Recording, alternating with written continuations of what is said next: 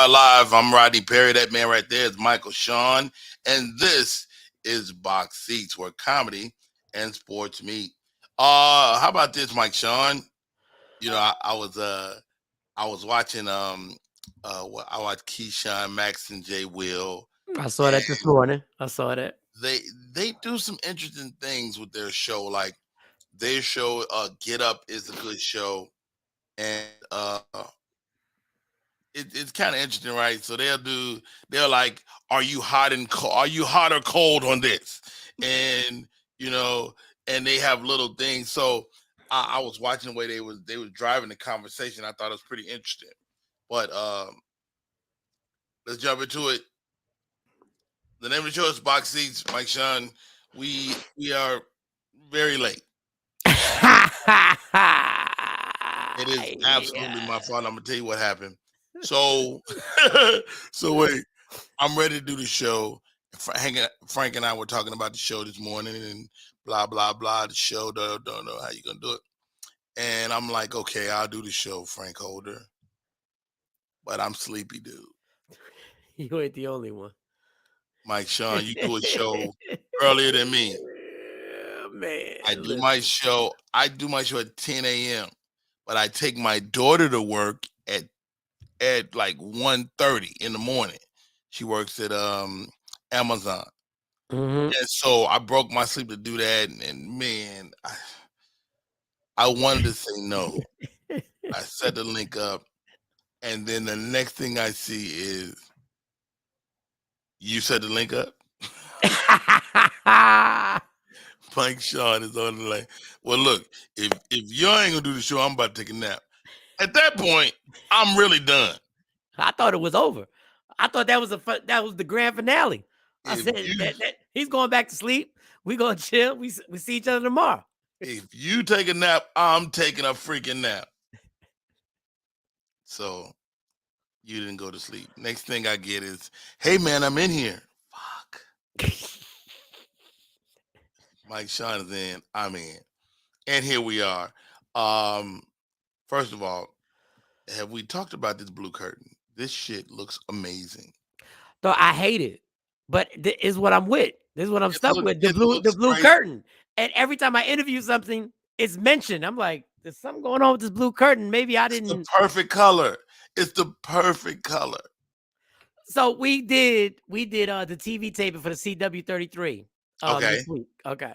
So in the lobby, they do it when you get to studio time, they know how to gas you. So what they do is the TVs in the lobby are all showing your prior shows and things that you have going on. So they're showing the morning show.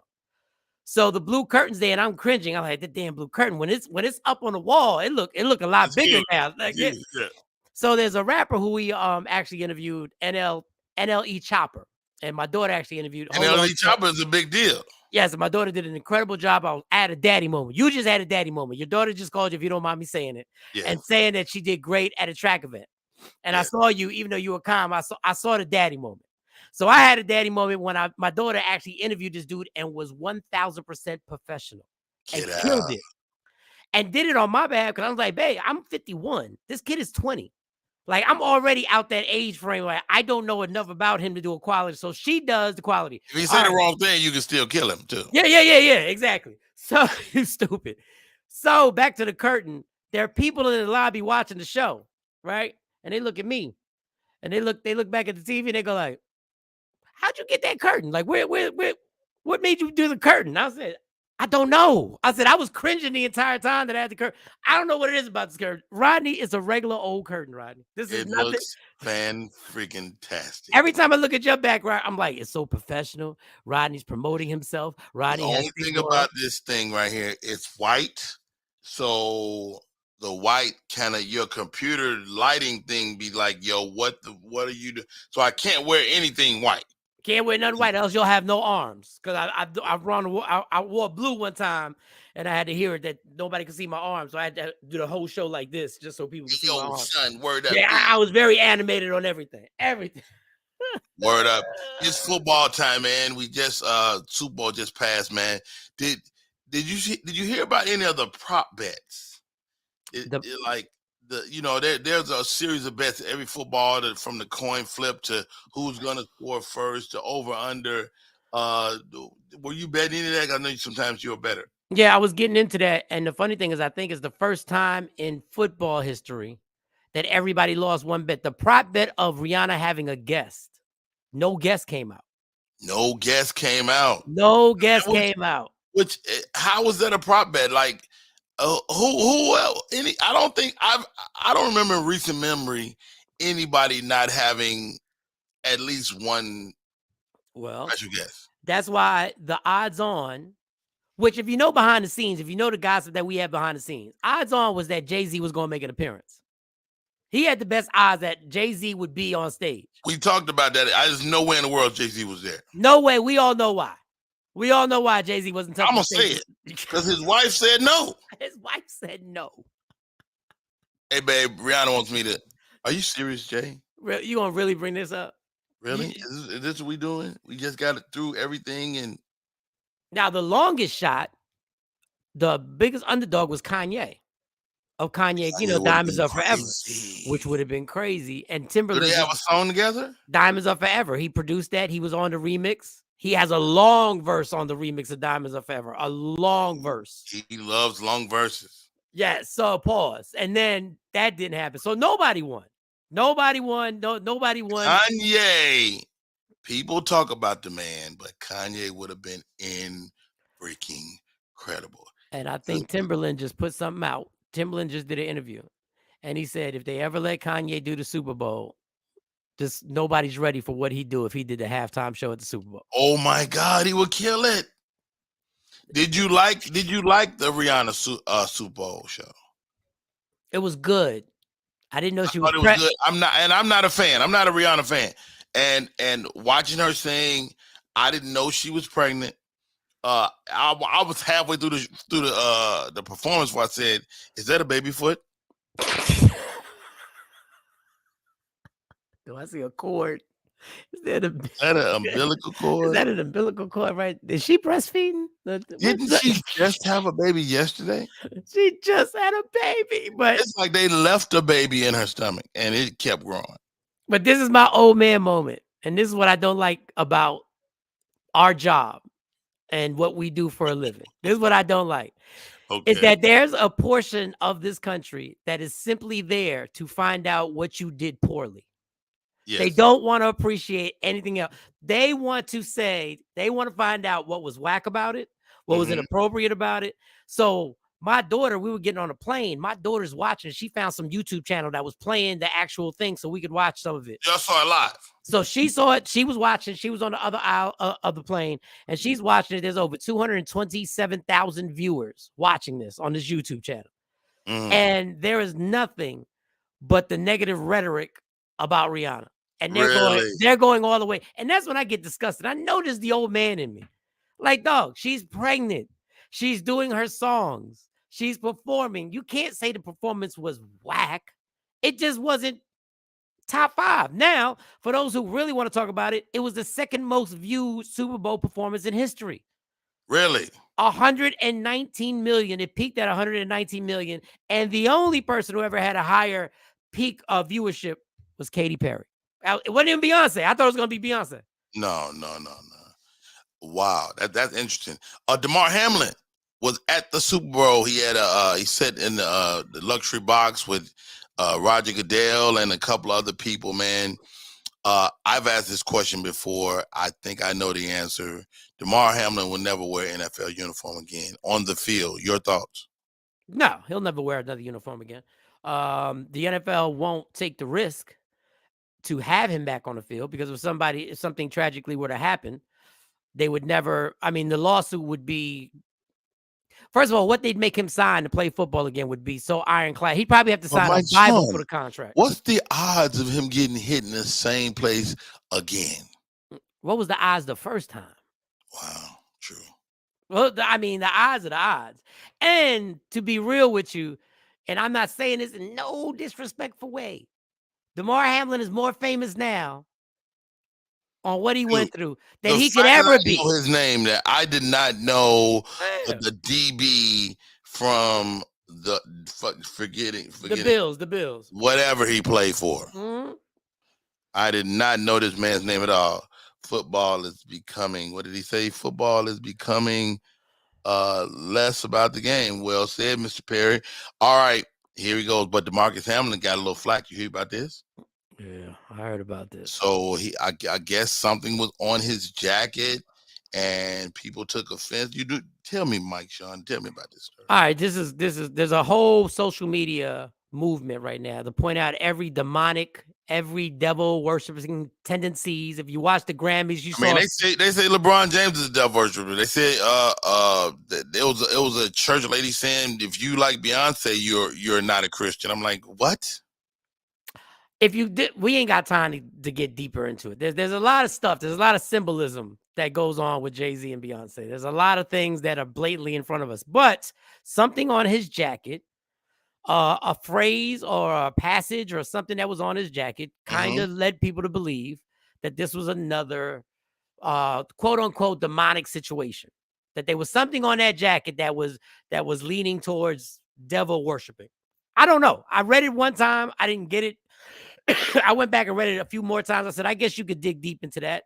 And then there are little symbols and signs that are on the jacket. Now, if I'm in my 20s, it was a dope jacket to me. I'm a colorful person. I like colors. I'm Puerto Rican. I like colors. Like, I probably would have just gripped the jacket up, not even thought about anything. I think somebody pointed it out, and he might have been like, "Oh, wow, that's crazy." It just matched my sneakers. I didn't know. That's all. Just matched that's all it did. Leave a man alone, man. But you, like I said, there's a section of this country that is simply here to point out things that me and you, Rodney, don't even know exist. And then when they point it out, they put history behind it. You go like, oh, well, my bad. Who knew? Like, I didn't know. I didn't know she used to be a prostitute. I didn't know. Like, who knows? Speaking of prostitutes, I interviewed my daughter. Hold on. Sorry, baby, you got to go to voicemail. I interviewed two girls from a show. I actually produced on the show called The Real Strippers of Miami. The Real Strippers of Miami. As opposed to the fake strippers. As opposed to the fake ones. It was... Okay.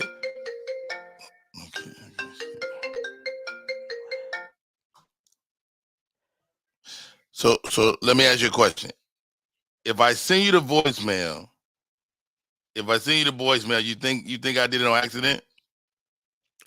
Whoever it was must have a relationship with you because I have that too. There's certain people in my life that when I send them the voicemail, they my go, daughter, she got her medal. Show the medal. You're on box seats. Congratulations, sweetie. Nobody in the family list picks up this line but me. Am I right? That's crazy. You ran like the wind of 57. That's almost a PR for you. Is it? Do I have to pay for that?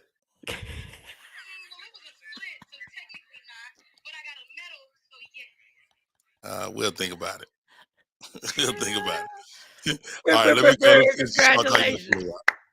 Congratulations, girl. Yes, to Raina Marie Perry out at the SWAC championships, the indoor championships right now. She medaled in the it's like a big race. It's one of those races where they run like 8 events in one. I know what you're talking about. That's a big deal. HDR, HDM, she ran the 400 and she ran a 57. Her splits were 57 as opposed, I mean, she's been going through it this season because she's been plagued by injury, and so to have her medal, this event is a big deal. That's huge. That's what? I don't even know much about track. I know SWAC. I know that's a big deal, them events and everything like that. And I know once you start talking about splits, Rodney's all the way in. He's knee deep when he starts talking about splits. What was your splits? And I promised $200 for personal records, PR. And so that's a thing, Andromeda, do you know sports? Grab the link if you do. Come in. HBCU greatness is a fact. Boom. I don't even know if that's the right link, but I'm throwing it in there. Why not? Jeff Brown is in the building. He doesn't know sports. He told me that many times. All right. The Chicago Bears, man, are in the news, Mike Sean. Will they trade the number 1 NFL draft pick? There's talk about them trading their QB away. What do you know about this, and what's your thoughts? They're open to conversations, and there are people saying they already have the number 1 pick. Could they use that to trade Justin Fields and get a boatload of picks to set up their home team? I mean, Justin Fields probably is worth four number 1 picks. Justin Fields is a really good quarterback to me. How about this? How about address your concerns? How about address the fact that Patrick Mahomes didn't get touched for 3 quarters? How about address the fact that Jalen Hurts didn't get touched in his game? He had to drop his own ball to even get a turnover. Let's protect this guy, man. Let's protect the quarterback rather than send him away. Because guess what? If you get another quarterback, you still got to protect the quarterback. You still got to protect the quarterback. And we're in this immediate, gratification. So yes. Patrick Mahomes really ruins it for everybody. Look, Patrick Mahomes has been in the AFC Championship game every year of his career. He's either gone to the AFC Championship and the Super Bowl just there. Most quarterbacks ain't going to do that, y'all. It's going to be a gradual progression. Jalen Hurts had struggles his first 2 years when they got beat up in Tampa Bay like 40-3 or something like that. And they were questioning Jalen Hurts or whether he's a real quarterback or is he just an athlete. Well, he proved that he's a quarterback. He proved that he's an elite quarterback. Now Justin Fields going through the same thing. Mike Sure look like the mad scientist with a hangover. You're funny. No, I wish. No, it's just the mad scientist. I wish I had a hangover. I wish. That would have been something went on. But no, I just woke up. How about this, Mike Sean? Man, it's people talking about Jalen Hurts, man, like he's a scrub.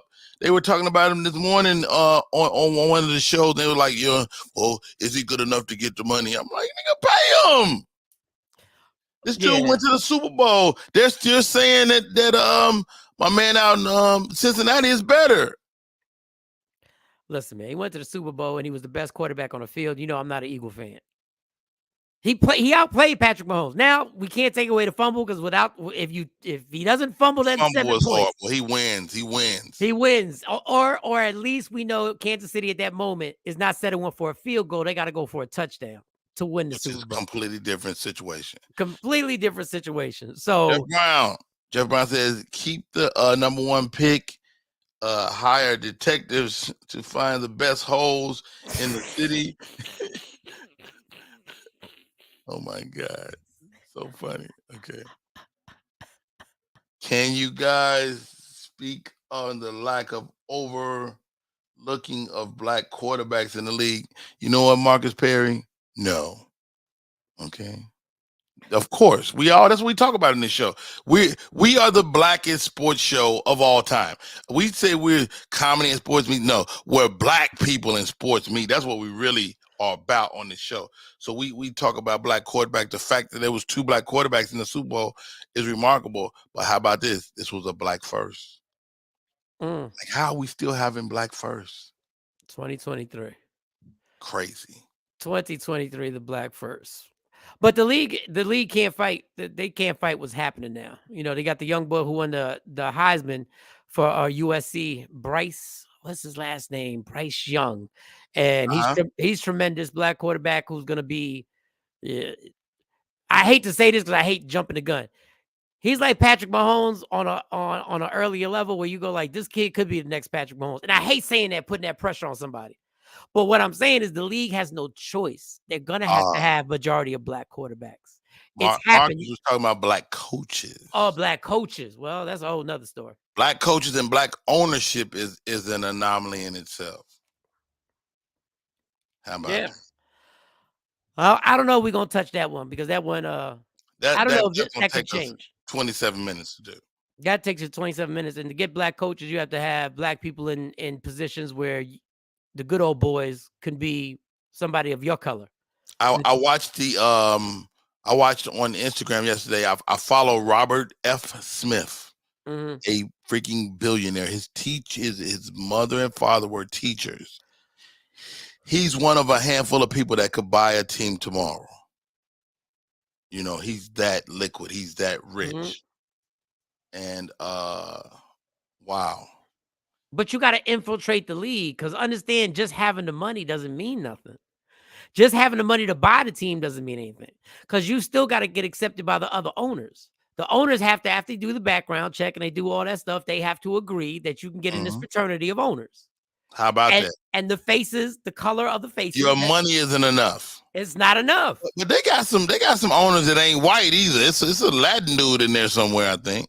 Who's the owner for the Jacksonville Jaguars? He's a different race. He's something else. Yeah, he's something else. Like, I don't want to mess up. I don't know. They probably charge him 10 times the fee.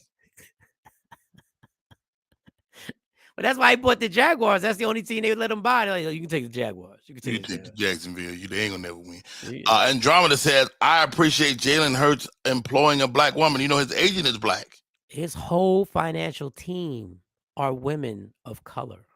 Really? His whole team. Now, either he's a pimp or he's for empowerment.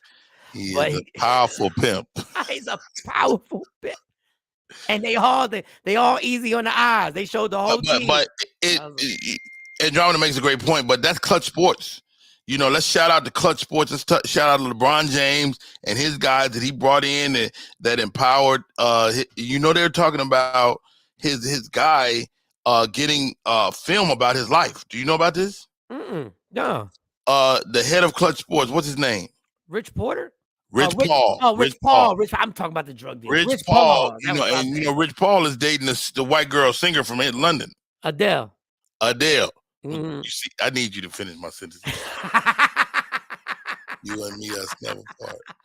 So wait, Rich Paul is the dad. But they talk about the kid from Snowfall playing Rich Paul. These damn English actors taking everything, Jesus. Cheerio, mate. Kills me, man. You know what kills me? When I see Snowfall is one of my favorite shows, but it kills me when I see him in the interview. I don't believe the character anymore. But he does it. He's killing the character. But how about this? This is my beef with Snowfall, and this has nothing to do with sports, ladies. We're on a tangent now. We went to Snowfall. This is my beef with Snowfall, and I love the man that's dead, the director. John Singleton. John Singleton. I love John Singleton. Yeah. But the powers that be seem to be bragging about how they decimated our community with drugs in the 90s. And that is unacceptable to me. And if you look at the documentaries, you look at the show, you look at so many people, it happened everywhere at the same time. It happened in Atlanta, Detroit, Chicago. I mean, people thought they were getting the bag, and they were getting the bag, but where are they now? I talked to my barber one time. He said that the advent of methamphetamines destroyed crack. He said that it was easier to make, and it took them out of the business.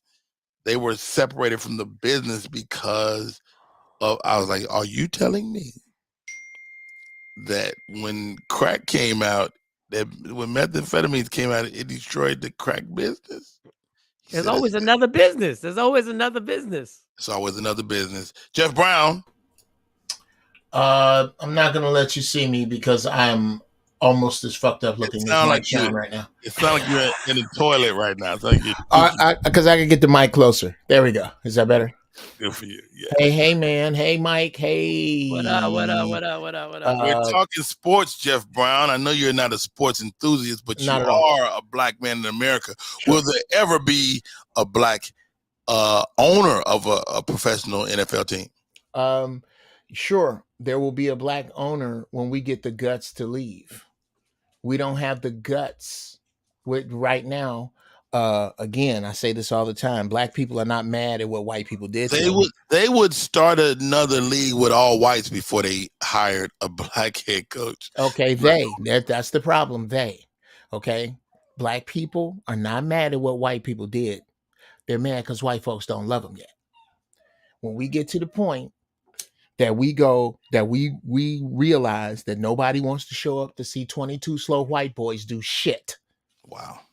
If on the day that there's a coin toss and all of these brothers are no longer under the spell of money and they run towards one another, meet at the 50-yard line, and go deuces and just all leave and get in their cars and collapse the global economy.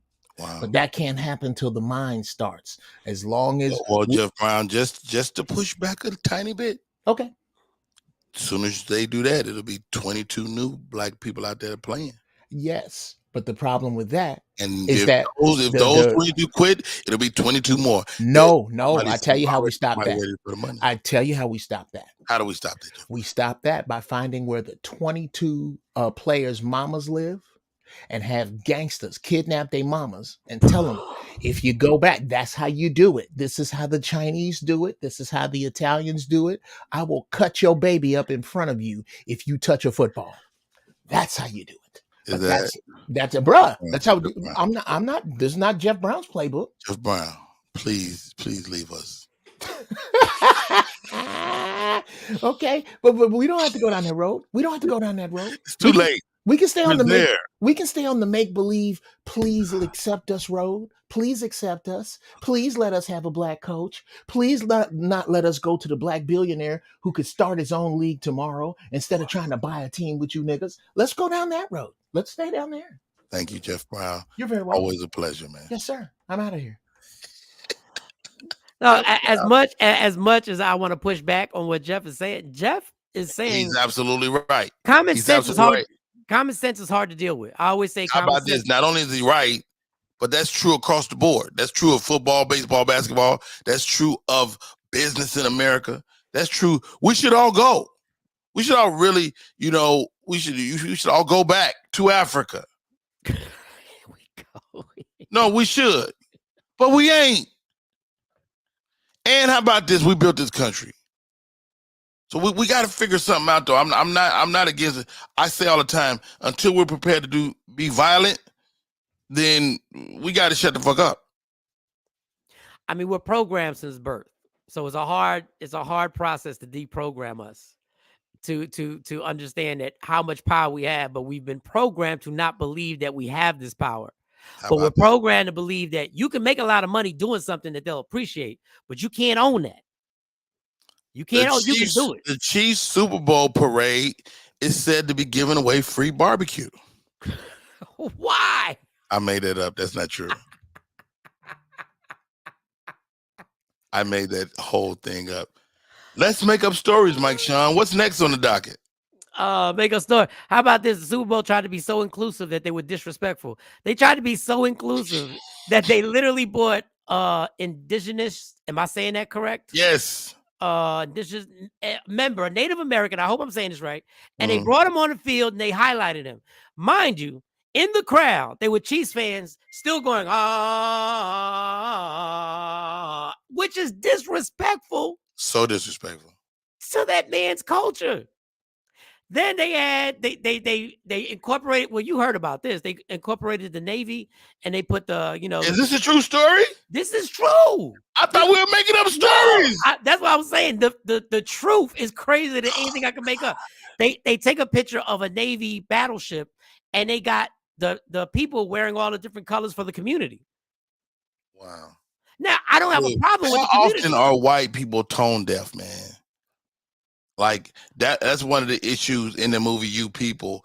Jeff Brown, you have any made up stories over there for us? Absolutely. Shit. I was about to go down this dope ass road Mike Sean was on, but wait, that's a real story. Indigenous people, get out of here. Your oppressor always does this to you. Well, after they conquer you, they take your heroes and make mascots of them.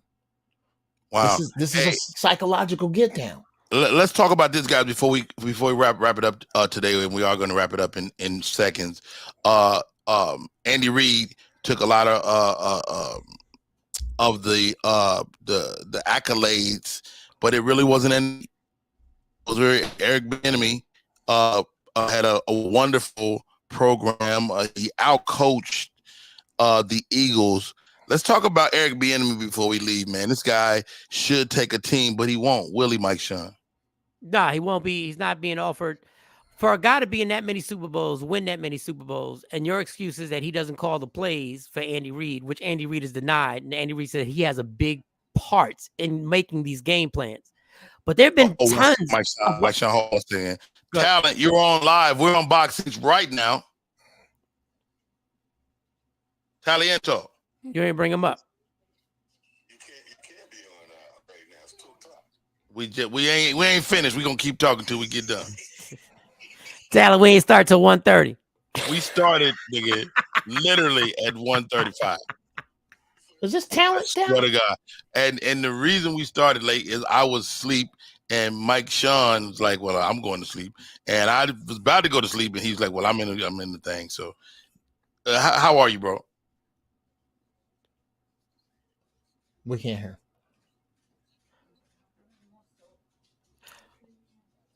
All right, well, you got sexy, man. I can't hear you no more. Is he in his nightgown? Why don't you bring him up there? Why don't you get in front of the camera? He's on my phone. He called me. Well, tell him to take a flying leap into this millennium. At 2 o'clock. Yo, I gotta go. I gotta do daddy duties and pick up my twins from school. I gotta go too. That is our show for today. Thank you, Jeff, for popping in with us, man. And thank you for your militant antics. Ladies and gentlemen, I'm Rodney Perry. That young man's Mike Sean. And Eric Bieniemy will never be the head coach of the Chiefs. But hey, so what? He wins. All right. That's our show for today. I'm Rodney Perry, and this is the Box Seats, where comedy and sports meet.